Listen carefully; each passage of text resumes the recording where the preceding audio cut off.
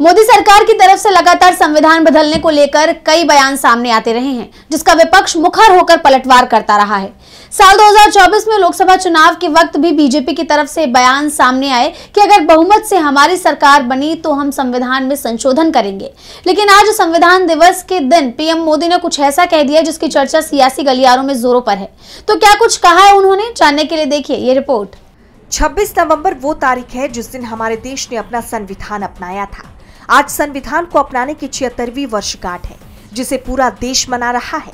इस मौके पर कई भव्य कार्यक्रम आयोजित किए जा रहे हैं, तो वहीं कई बयान भी सामने आ रहे हैं।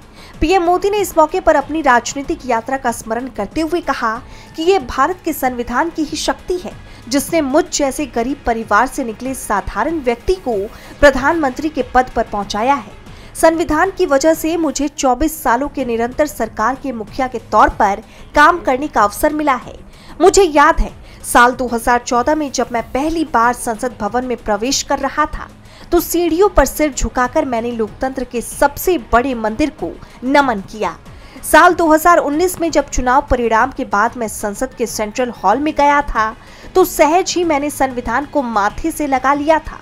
संविधान को लेकर पीएम मोदी के इस बयान ने सियासी गलियारों का माहौल गरमा दिया है, क्योंकि पीएम मोदी जिस संविधान की बात कर रहे हैं उसे बदलने की बात बीजेपी के कई नेता खुलकर बोल चुके हैं। आपको याद होगा कि लोकसभा चुनाव में पीएम मोदी ने 400 पार का नारा दिया था, जिसे लेकर बीजेपी नेताओं ने दावे किए थे कि सरकार बनाने के लिए तो 272 सीटें ही बहुत है, लेकिन हमें संविधान बदलना है, इसलिए 400 सीटों की जरूरत है। विपक्ष ने इस मुद्दे को जोर शोर से उठाया।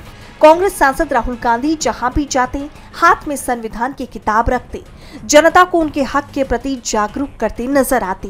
कांग्रेस और विपक्ष ने संविधान बचाने की लड़ाई शुरू की, जिसके बाद पीएम मोदी को भी संविधान के समर्थन में बयान देना पड़ गया, क्योंकि बीजेपी की सीटें 240 ही रह गई थी। डीबी लाइव की रिपोर्ट।